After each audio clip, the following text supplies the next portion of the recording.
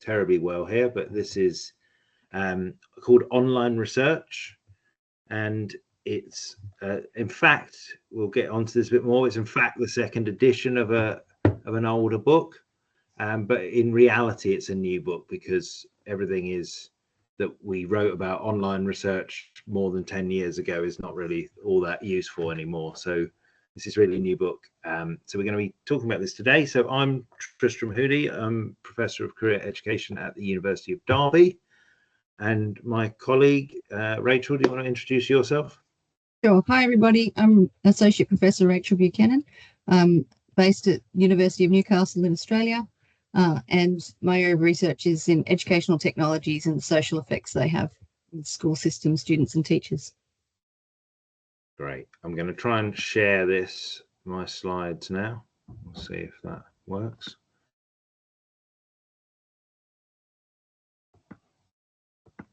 Okay. There we go. Right. Okay. So yes. So we're going to be talking, and what we're going to do today is it'll last about an hour.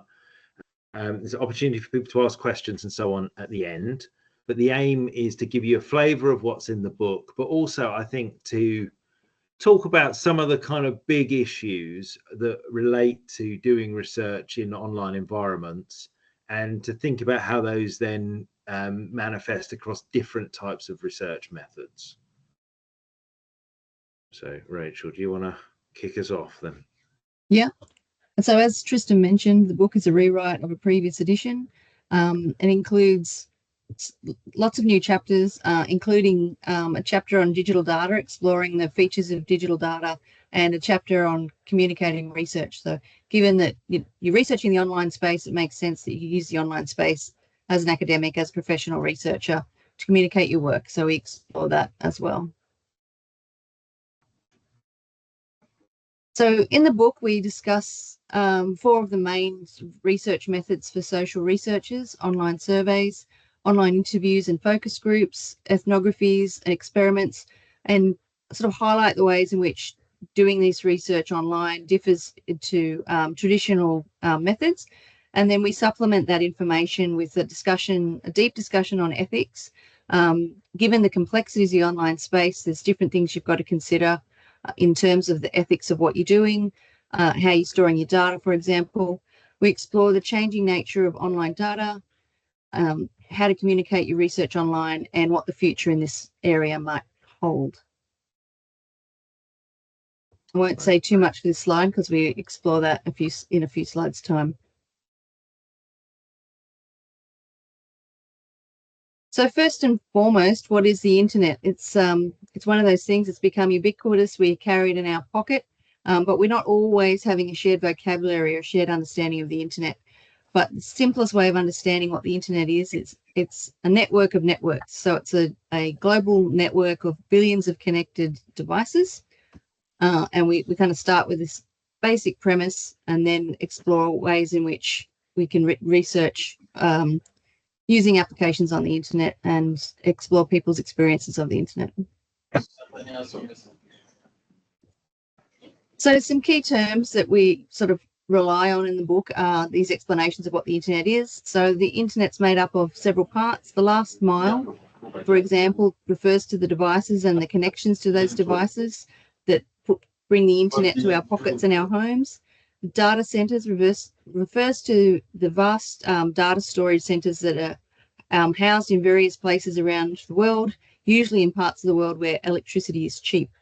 And then the backbone is the giant network of fiber optics that connect the data centers to the last mile and give us all access to the internet. The World Wide Web, we often use that term synonymously with the internet, but it's actually one of several internet applications, and it's made up of 3 parts: the surface web, deep web, and dark web. Surface web we're all most familiar with. That's the searchable, indexed part of the internet. Deep web is not searchable, it's not indexed, but if you know a URL, you can find things on the deep web. And the dark web requires special encrypted devices such as Tor to be able to access. And we tend to think of it as a nefarious place where criminal activities take place, but there's actually quite a few legitimate uses of the dark web, including by but law enforcement agencies and activists in areas where freedom of speech is not protected. And so all of these aspects of the web can be used by social researchers. The cloud doesn't refer to methodological features, but is the internet servers that are elsewhere. So accessing the internet and computing services via the internet itself. So you have access to data storage, data analytics, high impact computing tools through subscription services. So it's made the cloud computing has made the internet a lot more accessible because you don't need specialist computing, you don't need extra hardware, you can just access these things through subscription. The Internet of Things is something that's emerged a lot since the last edition of the book. So we might think of the internet as being primary for human-to-human communication. The Internet of Things is made up of devices communicating with devices. And so it's become a growing feature of the internet. There's a lot of information and decision making is automated through sensors and various devices that are connected to others. Things like Fitbits, cars, toys, and then more specialized farming equipment, industrial equipment, satellite, medical equipment, and industrial and water systems are automated through the Internet of Things. So it's become more and more useful and means that a lot more activity that's taking place online doesn't necessarily involve a human.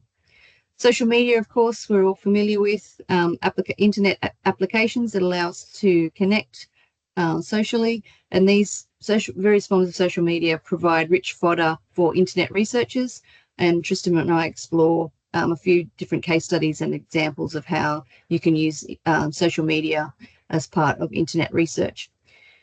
Online data has changed form in the last decade or so, allowing people access to big data, which is data with variety, velocity, volume. We can take real-time samples of entire populations that can give you sort of big picture through to granular looks at things.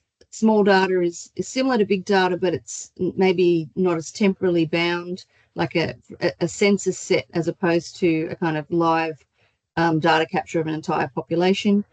And thick data is a term that researchers use, and that describes sort of getting the context, the description, and the meaning that can be made out of data. So you don't need a lot of internet data in order to answer particular research questions. So if you're researching Twitter or X, for example, a big data collection might look at all the tweets globally that were sent in one day, but it would be hard to make meaning of that. You could get themes, you could get timestamps, but getting thick data and supplementing a particular slice of Twitter or X data and interviewing people and finding the meaning they make. Why do they use that particular social network? Why did they send out that particular message? Allows us as researchers to sort of understand more what's happening with the social impacts of the technology. So it doesn't have to be big internet data to be useful for us as social researchers. Right. So one of the main questions that we ask, I think, in the book is essentially what is different about online research, and the answer is certainly not everything. There's many things that as a researcher, that if you're mainly using on-site or face-to-face types of methods, then lots of those techniques, approaches, methodologies, and so on will carry over into using online methods, and we'll talk as we go through about a lot of hybridity. So it's very common now for people not to simply do research either online or face to face, but to use some kind of mix of the two. But I think some good questions to explore as you're developing methodologies are to think about what would be the difference for the researcher. What would be the difference in your experience? What data might you be able to gather that might be different, and so on, if you do this face-to-face versus online? But then also to ask for the participants, what would be the difference? So will this be easier or harder? Are you transferring costs to the participants, for example? are you making it cheaper for yourself but more expensive for them? These are things that you might want to think about. And what is the experience of the participant going to be? A lot of the problems that I think people have when they do online research is about not thinking about the experience of the participant. So, our classic experience running lots of surveys, we have, thousands of questions we want to know the answers to, but we haven't thought about the participant experience, who's sitting on their own or perhaps accessing it by their phone. And it then becomes very difficult and not interesting to fill in. And then what changes also about the outcomes and outputs of the research? What is it that we can create when we have online data that we perhaps couldn't create in other ways? And so, for example, we can make data sets available, we can make things reanalyzable, but we can also present research in a range of other forms, for example, doing webinars and so on. So these are some good questions, I think, to think about. So I'll hand back over to Rachel now. The premise of the book and sort of the foundation information we provide explains how the internet is a vast global network of connected devices, and the activity that takes place on this network provides extensive data for researchers. And in terms of research, while most data is naturally occurring, that is, it's not been generated through the activities of researchers and exists independent of the research, internet researchers can also create illicit or manufactured data by the particular types of research they do. So online experiments, for example, which Tristram will talk about later. While online data can be classified in a variety of ways, and we have a brief explanation: big, small, thick, lively. To be useful to researchers, it needs to be collected, stored, cleaned, and analysed. And some of the complexities around this is part of the way that online research differs from on-site research. So you can start collecting data and end up with a lot more data than you anticipated. So that the limits and the scope and scale of your research need to be considered. The storage of your data and the laws around data collection, storage need to be considered. How you're going to clean and analyze your data. So there's a variety of online tools that can help researchers with this, and our book provides a sort of starting point for finding those tools. And to make best use of online data, researchers need to consider the research question and the method. So it's sometimes attractive to think that we've got access to this amazing resource with the internet, but it comes down to what questions you're seeking to answer, and that guides you in the appropriate research methods that you'll employ. And as part of that, you need to think through the complexities of online research ethics, the scale of the internet, the reproducibility means that there's sort of extra ethical questions and dimensions that need to be considered when conducting online research. And so online research should always be conducted in a manner where issues of privacy, informed consent, anonymity, confidentiality, legal issues, the terms and conditions of the particular platforms you'd like to explore, participant vulnerability, and research safety are considered. There's no hard and fast answers around those particular issues. So in some cases, do you identify yourself as a researcher online? Do you collect your data through observation and remain hidden to the population? It's hard to maintain participant anonymity and confidentiality depending on the data that you're using. You may inadvertently, through quoting somebody, allow somebody else to access your data and identify that person. So there's complexities in this area that need to be considered when designing research. And applying traditional research guidelines with online research does not always work well due to this complexity and the constant changing nature of online environments. So what was true 10 years ago when Tristram first was involved in the first edition of this book, a lot of things have changed in terms of online environments. Now there's a lot more sort of private online social networks. Some data is harder to access. Other forms of data have become more readily available. And thinking through these things, a process and context-orientated approach suggests that we should use ethics as method. That is, our choice of method vis-a-vis given research questions and design evoke specific ethical issues. And that the point we make in this book is that ethical decision-making doesn't just occur at the beginning of a study when you're designing the study, but needs to take place at every stage of the research project. And sometimes in engaging in online research, the parameters can change.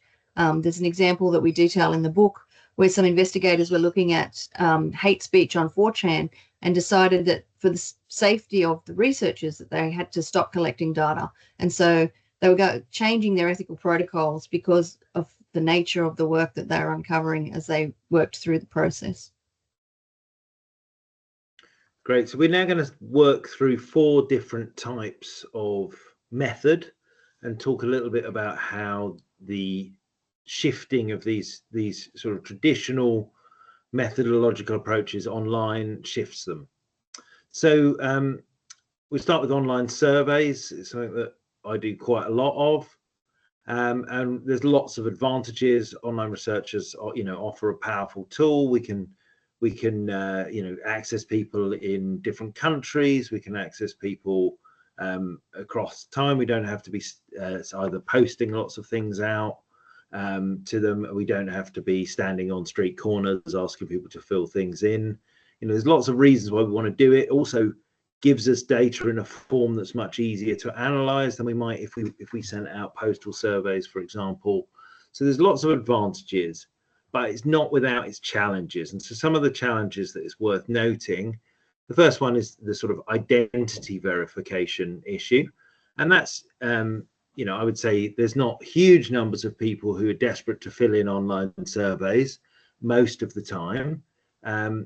But when you have so normally actually verification of identity is not, not a common problem, but it is sometimes when you have something that's either very contentious or when perhaps you're offering some kind of incentive, so some kind of payment, then online the verification of identity can be quite important, because you don't want the same person going through this hundreds of times just to get the book token or payment that you're making. This becomes particularly the case if you offer up online surveys on platforms like Amazon Mechanical Turk or TaskRabbit. So these sort of micro labor platforms which allow people to receive payment.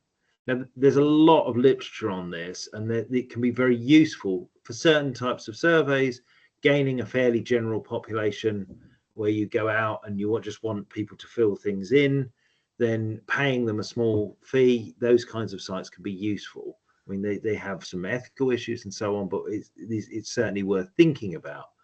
But obviously, that then raises onto some of these other problems, which are issues around sampling, representativeness. And as with any survey, you need to be thinking about who are you getting, what is the subset of the population that's on the internet, that's active on the internet, and that is able to access things through the kind of dissemination mechanisms that you have available. So thinking about all of those things. But there are also tools that it offers you. So if you want, for example, to develop a stratified sample, you can then do purposeful chasing of people. So going out to people who just have particular characteristics to help improve your sample. So we think about all of these things. There's a lot of research on this, which has examined a lot of these issues. And what they generally say is that, online surveys aren't a panacea. What we often see is quite low response rates for them. But if we use them carefully and where appropriate, combine them with on-site and postal approaches, they can be very effective. And there's quite a literature about the combination of online and on-site methodologies in surveys and whether they give you different kinds of answers. And broadly, there are some differences, but they don't seem to be that great. So there does seem to be a reasonable sort of level of mode consistency between different kinds of surveys. So we talk about this in the book in more detail. So as an example, there's a research project by Condello et al., and they looked at the experience of elite athletes taking part in a university, it's like a university version of the Olympics. They call it the Universiade. And so that's a really, it's a big competition, lots and lots of athletes there. And what they're interested in is basically, how do you combine this kind of elite athlete sort of participation with your work at university, and how do both of those things shape your long-term sort of career thinking, really? So this is what this survey was about. And they ran a survey, they sent it out with had 31 questions, probably a bit on the long side, this survey, when you look at it. They got a 6% response rate. They did that through going through gatekeepers. So they went out, they got permission from the competition. They went out through the country teams. They asked the country teams to send it on and say it was worth filling in. And they ended up with a good number of responses, so over 400 responses, but it was only 6% of the athletes participating in the competition. And so this is an example of one where you would want to, any results that you got, you would want to be very careful about your interpretation of it and try and look at how the population and the sample were different. And of course there were differences, and it does relate to things like geographical location and so on. So this was a nice sort of fairly standard kind of survey that was done, but there's a lot of issues in here about negotiating access, about length of survey, about sampling, and so on. And we use these case studies in the book to try and pull out some of these important issues to think about. So I'll hand back over to Rachel for the next couple of methods to talk about. So we're going to start off talk about online interviews and focus groups. And this method's been around for quite a while, but the now ready availability of online video conferencing software and COVID has meant there's been a big take up of online interviews and focus groups in recent years, particularly during lockdown, when PhD students, for example, had to sort of pivot their research. And they're very effective. They can ameliorate problems caused by cost, geographic distance, time zones, and allow for the relatively effortless inclusion of dispersed research participants and the inclusion of multimedia stimulus material, which is really useful for focus groups, for example.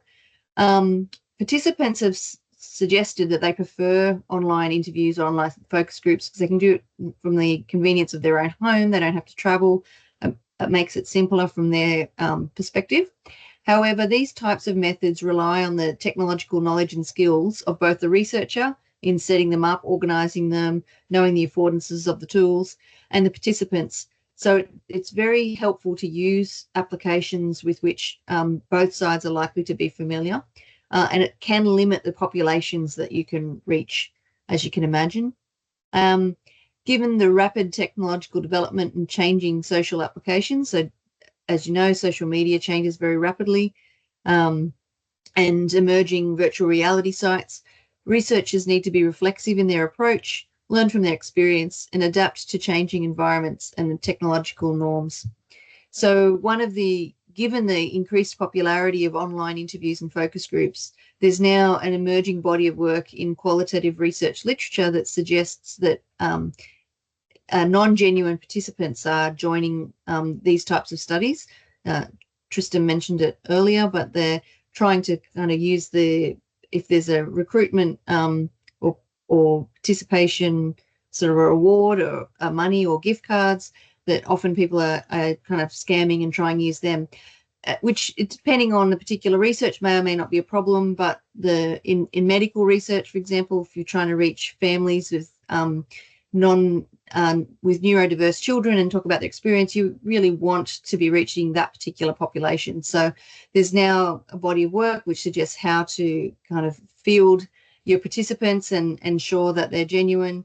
And so norms are changing around the use of camera on, checking why people want to be involved in the research, the quality of the answers that they give. So it's adding the kind of increased popularity of this method is now adding complexities. Just shift to an example that we explore in the book.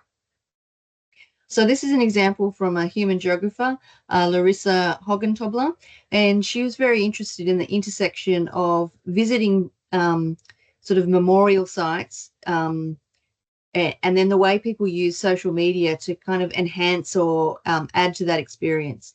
So in order to reach the population of people that she was trying to explore, Larissa set up a public Instagram profile in which she declared herself a researcher, linked to her institutional website. And then she found until she added her own kind of personal photos of places she's visited and pictures in which she's clearly identifiable as a researcher, she wasn't getting a lot of responses from potential participants. So her online presentation actually fed into the effectiveness of her research. And she developed what she's termed the Instagram interview. And how this operated was her research was around how people interacted with the Martin Luther King Jr. Memorial. And so she searched for photos that had been tagged with that hashtag on public Instagram profiles. She then followed those people who'd made those hashtags and who'd tagged that location, and then would send them a direct message inviting them to participate in her research. And that research was done via interview, but the interviews were conducted through direct messaging on Instagram. And so she talks about in her study the way that changed the norms of interviews. So the interviews, because they were conducted via DMs, included emojis, short, sharp sentences, which are quite different than if you were interviewing someone using video software, for example, or in conversation with them on site somewhere. So the nature of the research changed the nature of the data that was collected, but it was a good using Instagram and because she was exploring the kind of online social media aspects of tourism, there was a good marrying of the methods and the questions that she was exploring.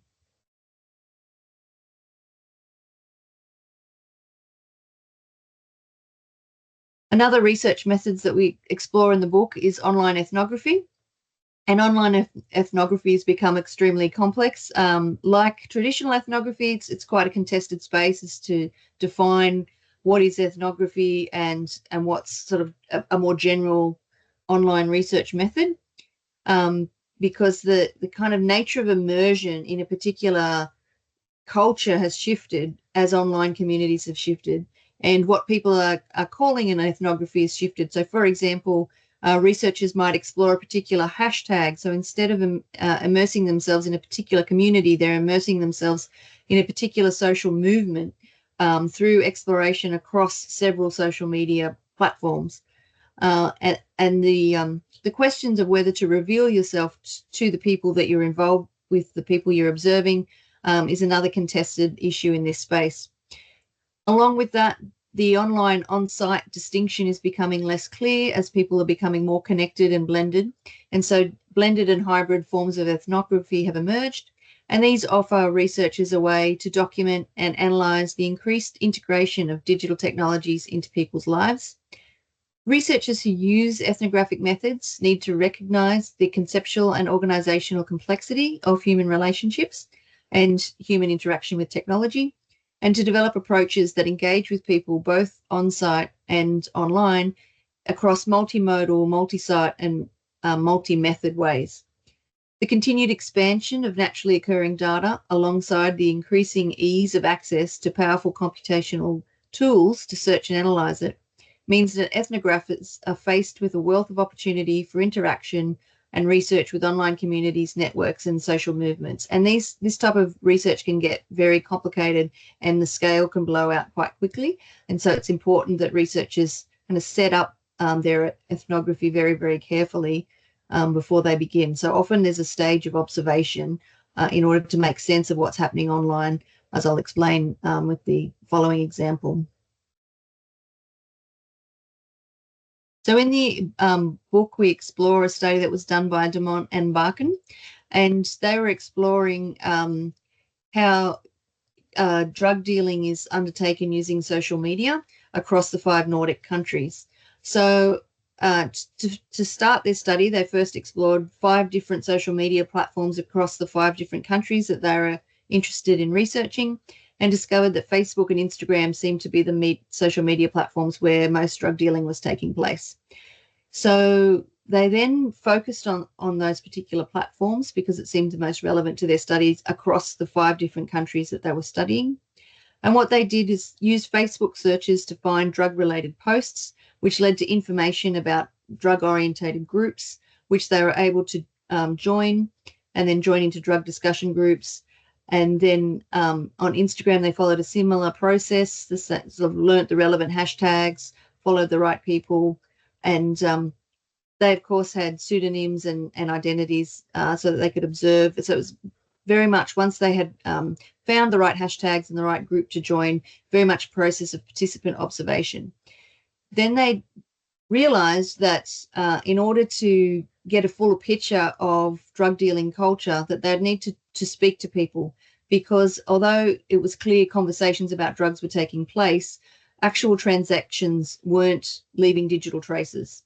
So while lives are becoming more complex and more online, not everything that people do, or even things that are facilitated via online technologies, take place online. So they direct messaged people that they'd been in contact with through various groups to ask them to participate in interviews. Because they were researching a hidden population, they had to approach 100 people before one person said yes.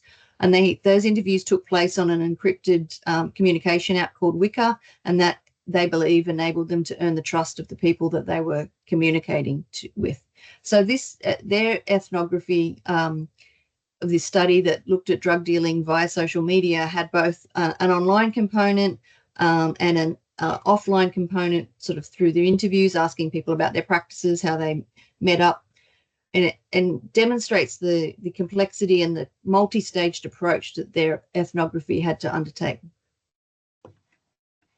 Great. And then just to finish up with the different types of research, we're going to just look at online experiments a bit.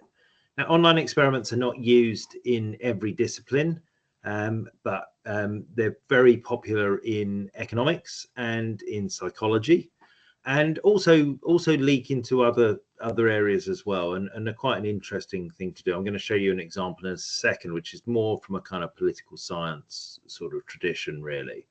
So again, you know, many of the issues with online experiments are actually quite similar to the ones with online surveys. It gives you lots of advantages in terms of, you know, being able to work with larger populations, more diverse populations, work at distance, and so on. But it is worth noting that within online experiments, there are a couple of traditions that you might approach differently when you move things online. So the first would be the kind of laboratory experiment, which might be more like the thing in the picture, where you're perhaps using some specialist equipment, you're controlling all of the variables that are around people and seeing how they react. So this is an eye tracking study, which is something that's used quite a lot in psychology, basically looking at where your eyes go when you show particular types of images or films or whatever. And there are various kinds of ways to do that. And so obviously the challenge for transferring laboratory-based studies onto an online distance kind of approach is that you often don't have control over the environment that someone's accessing it in. So you don't know, you're sending out something, you might give instructions, sit down, concentrate, try and reduce distractions or whatever, focus on this, but you don't know whether somebody's doing this while their children are playing next to them, you know, while there's a pigeon going up the chimney in the house where they live, while they're on a train, while they're accessing it on their phone, and so on. So the ability to kind of regulate things in laboratory type experiments becomes much less, and that has quite a profound impact on what you can do. But obviously you can simulate various kinds of laboratory type experiments. Field experiments are a bit different, because that's where you're doing something experimental to try and see how things interact with the world. So you might be doing that in some kind of social environment. So, you know, an example of a field experiment that was very controversial recently was Facebook had a period when they reduced the amount of negative stimuluses that you got through Facebook, and looked at how that changed people's behavior. So that was a kind of field experiment that people were doing, raised all sorts of ethical issues, and Facebook were quite criticized for it, actually. But so where we do online experiments, we have got some possibilities to extend what experimental methods can do, to use some new things, and particularly the way they interact with a range of different online environments. So games, social media, and so on can be very, very interesting. So we're going to show you a kind of, in a way, a very simple example of this, because some of the more complicated things involve the need for particular technologies, and it gets a bit more complicated. I mean, we do discuss this in the book, but to give you an idea of the sort of thing you can do, this is one that you can do with essentially survey software. So this is about fake news, and it was researchers in Hong Kong, and they were interested in how do people's ability to identify the kind of validity of online media, so news articles about politics, how does your political position interact with that? So broadly the hypothesis might be, are people closer to the political center, better at spotting the different whether something's accurate and reliable information, or are people at the political extremes, are people on the left or the right or whatever. So this is in the Hong Kong context. So a lot of the political issues they look at are about the sort of relative position of China. So what they do is they do a survey. They ask participants some demographic information. They want to know a bit about their political positioning based on their voting record. So who were they voting for? Their media consumption, their approach to verifying online information. So they have some data to kind of benchmark the study to, and then they present them with a series of articles about contemporary political issues in Hong Kong. And they take these, they're all articles that they found on the web. Some come from newspapers, reputable newspapers. Some came from essentially kind of fake news sites. So these kinds of sites which publish unverified, often written by AI, stories which usually align quite closely with a particular political opinion. And so they found real things that were out there on the internet. They assembled a bunch of these different stories and got people to review them and basically indicate, do you think this is real news coming from a newspaper, reliable, fake news, not reliable, coming from somewhere else? And they found how people were able to do it. And they actually interestingly found that people closer to the political extremes were more likely to be able to identify the real news versus the fake news. But in a sense, the interest of this study is the way in which it's using an experimental approach, but with a very kind of basic kind of technology to do that. So it opens up some possibilities, and also it's one that we've drawn from outside of the kind of economics and psychology home of these kinds of experimental methods. So what we think you need to do to sort of try and summarize some of this stuff is you need to be thinking about ethical issues. I mean, we've got a chapter on ethics, but actually ethics is discussed probably on almost every page of the book, because it's very important. And the internet's kind of hybrid and complex nature throws up lots of ethical issues to people to think through. There's also a bunch of technical issues. How are you going to do that? What's technically possible? And what are the affordances of different technologies? What do they enable and not enable? How are they different from on-site methods? What do they give you that's less, but also what do they give you that's more? What new possibilities do they offer?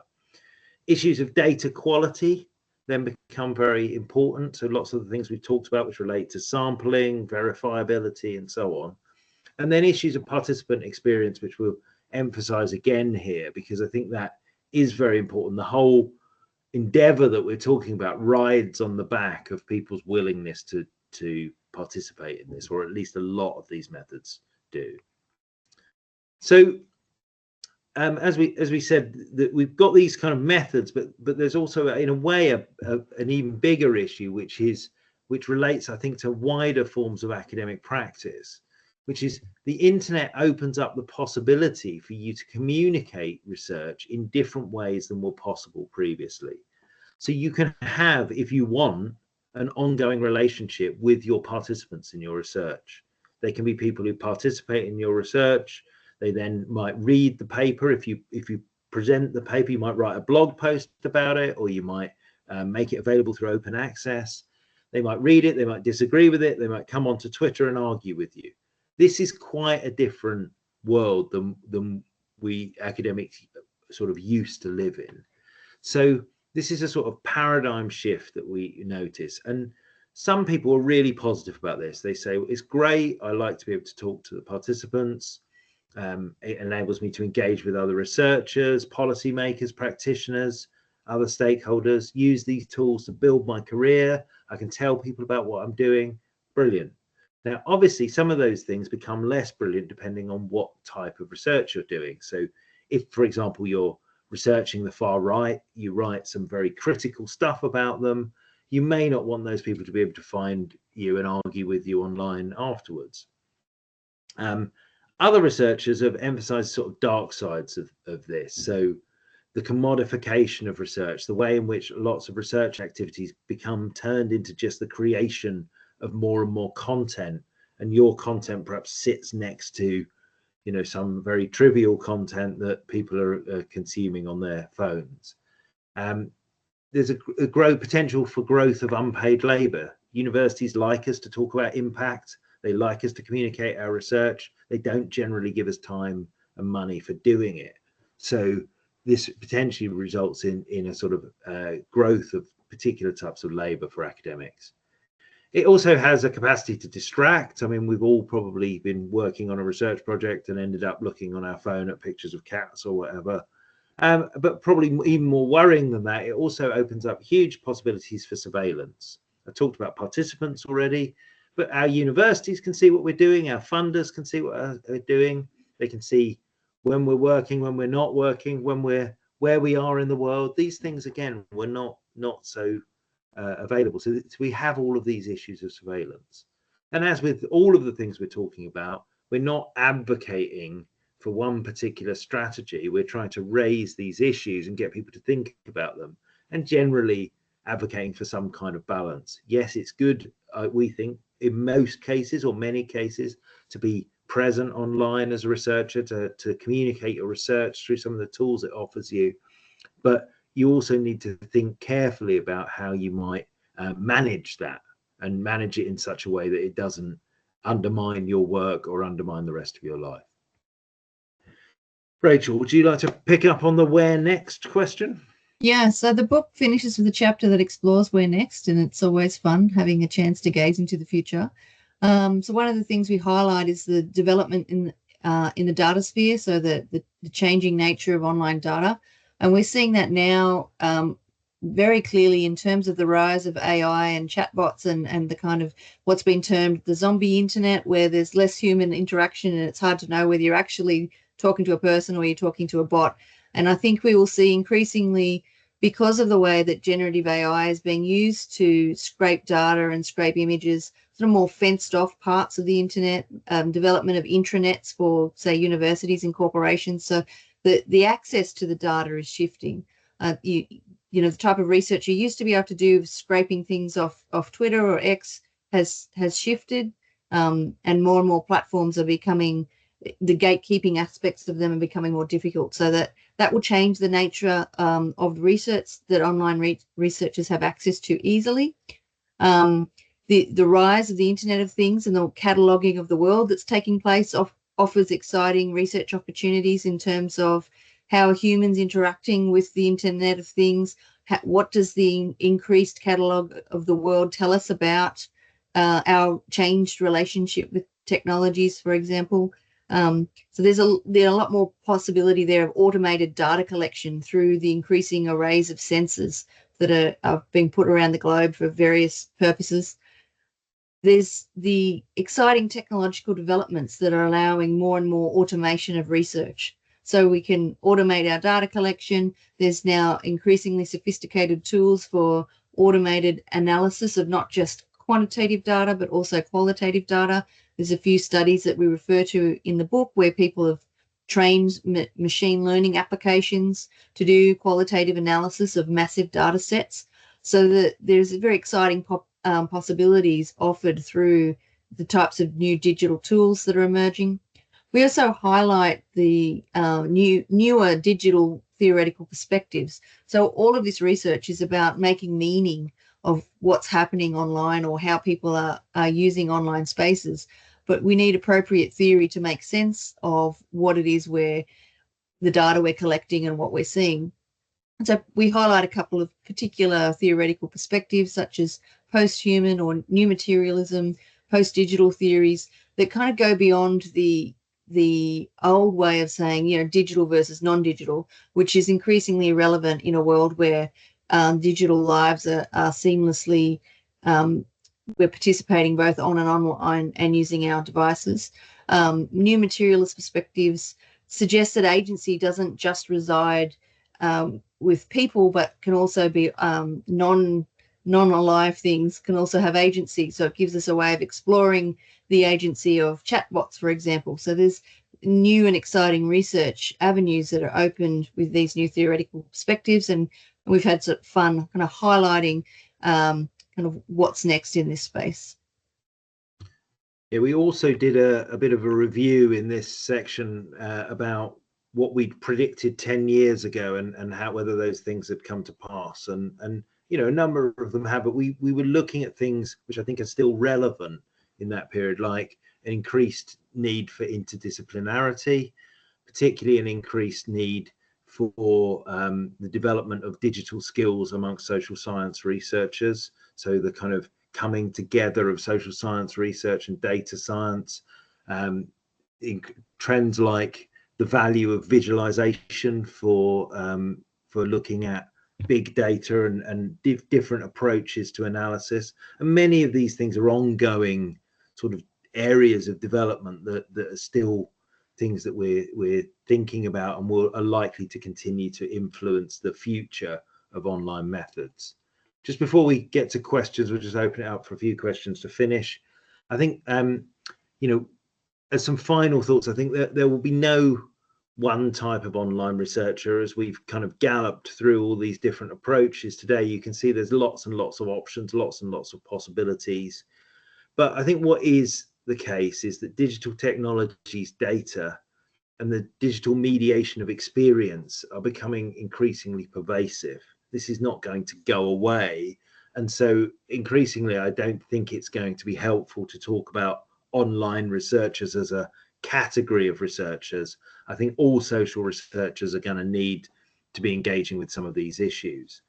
So effective online researchers, as with all researchers, are going to be defined by their ability to think carefully, critically, and in sophisticated ways about some of these things, but also to have an understanding of the digital environment and how that intersects with other forms of human experience. And so, and sort of allied to that, I think there's a sort of general awareness that's necessary to do some of this research, but there's also an increased value in various forms of technical capabilities. So, some of the stuff that Rachel was just talking about in terms of working with AI, there's some technical questions about how does that work? How do you integrate that with other kinds of analysis? And so there are going to be some needs for development there. I think finally, it's important that we remember that what we're doing is an analysis of the social world in social research. Now, online research gives us a lot of tools and data and technologies. But ultimately, these we understand as things which can help us to interrogate the social world, but which are also in and of themselves social creations. So technology is a social creation.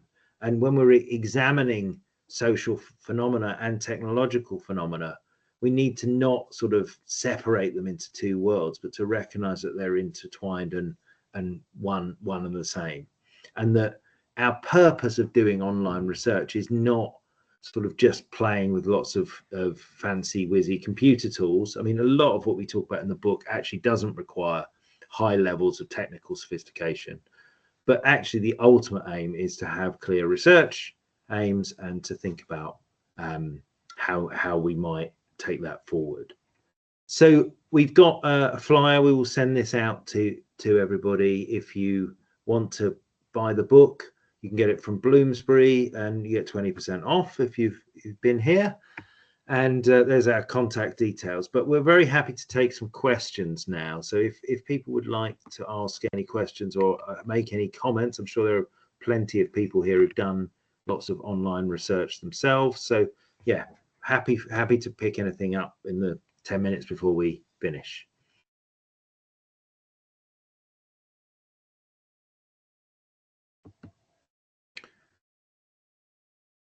No, okay, well, Liam,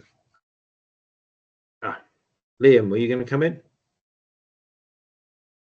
Yep. So I just wondered if anybody has used AI machine learning to use to analyze in qualitative data, interview data, I guess. I just wondered if anybody had done it, and just if anybody could reflect on it, or if anybody knows anybody that's done it, or any studies that have done it. We do touch on that, Rachel. I don't know whether you've probably got more knowledge on that than I have. So yeah. Yeah, one of my colleagues at the University of Sydney did exactly that, used AI learning to analyze a huge corpus of data. So she looked at, I think, 20 years of discourse about teacher quality across several newspapers in Australia. And so it was, a stunning amount of data, and showed how the shift in discourse went from kind of quality of teaching to quality of teacher. And so she was able to map it by training using machine learning to train the particular tools as to what she was looking for, and then how to analyze them. And so, rather than it take, an inordinate amount of time and research associates going through all this data, she was able to get a machine to do it in I can't remember the exact amount, but it was a lot more effective than it would be using people power. So that was Nicole Mockler at Sydney University who undertook that piece of work. She's done published it in a few different places, but I find it very interesting. And it's the whole, to be able to kind of summarize 20 years of media on a particular topic is an exciting development, I think. I mean, these things are not without their challenges, of course, because there are all sorts of sophistications, so it's all sorts of unclear ways in which those AIs work, that it can be quite difficult to describe methodologically about how, what's been the basis on which analysis has been done. But I mean, journals do accept these kinds of papers and are quite interested in them. And you can specify like how you've trained the AI and so on. Tom just made a point. Let me just read that out. So the University of Derby apparently won't approve studies that use AI to handle data. That's interesting. I didn't know that. So yeah, okay, we have to. I mean, yeah, okay, we'll have to look into that. Well, that's why that is. It seems. Yeah, I mean, just to jump in, just to state what the university's view is. I think the understanding is that the university can't safeguard the how that data is then being used and so forth. I mean, whether that will and I think from reading stuff, I think it was we are not sure what the answer is to this question around data integrity, and so we're going to say that we aren't going to offer ethical approval until the situation becomes clearer in the future. But that currently is. It's more like a GDPR objection than an Yes. objection to the actual methodological use of AI. Yeah, I mean that makes. I mean that is an issue, I think. Our university's come down with the position that we're using Microsoft Copilot, and so all data has to go through that, because we have an agreement with Microsoft that data is in-house and just for our university, and then it's not going to be used to train other tools for other applications outside of that. And I think we will see more development of that kind of, so less the kind of generative AI not being on via the whole internet, which is making it dumber anyway, and use bespoke data sets that remain in-house. Interesting. Any other comments or questions? No. Okay. Rachel, do you want to have a last word, or Tom, did you want to come in? Yeah, no, I was just going to say it was just really, really interesting. I particularly enjoyed all of the case study stuff. I think there's some made me want to read some more studies, but yeah, thank you very much. Yeah, I mean, the structure of the book is that each chapter starts with a case study where we try and it was because I think one of the dangers with some of these things is you can, well, with all methodological writing really, is that you can get very abstract very quickly into some very highly theoretical things. And I mean, generally we're not going that end, but you do it inevitably. So we tried to ground everyone in a really practical example of, okay, this is how a real researcher worked through these particular problems. And yeah, so that's sort of approach we've taken. And we've also tried to highlight, make a really useful bibliography that if somebody finds something interesting, there's lots of threads that they can follow to deepen their knowledge. So it's sort of broad and useful was the aim of it. And I do hope people find it useful. Yeah, it is quite a massive reference list that we ended up building in doing this. And yeah, there's lots more, if you wanted to use it as an entry point into any one of the things we talked about, then it hopefully gives you stuff. And we've also tried where possible to use pretty recent stuff, so generally stuff in the last 5 years or so, sometimes 10, but no older than that, which is again another challenge with this field. It is moving very quickly, and some of the assumptions that people had 10 years ago have not held really. So great. Well, thank you everybody for coming. I hope it was of interest. I hope you all feel inspired to put the book on your reading list or go out and buy it. I'm sure it'll be out in paperback soon as well. But yeah, we'll finish there. And thanks for coming along. Thanks, everyone. Thanks.